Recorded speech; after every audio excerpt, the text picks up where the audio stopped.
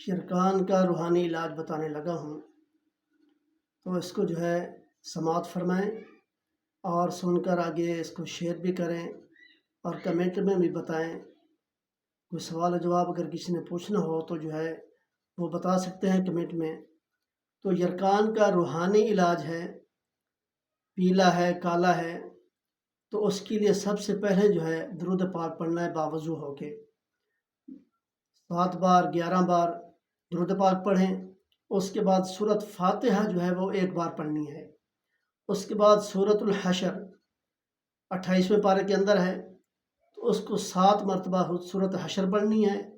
پھر 1 بار سورۃ قریش پر پڑھ کر پانی پر دم کریں اور مریض کو پلاتے رہیں جب تک فائدہ نہ ہو، تو انشاءاللہ ضرور فائدہ ہوگا۔ یہ قرآن پاک کا یہ معجزہ ہے، قرآن پاک شفا ہے، تو اس لیے پھر 1 بار سن لیں 11 مرتبہ درود پاک باوضو ہو کر۔ پھر سورۃ الحشر جو ہے وہ 7 بار پڑھنی ہے۔ پھر سورۃ قریش جو ہے لإلاف قریش وہ 1 بار پڑھنی ہے۔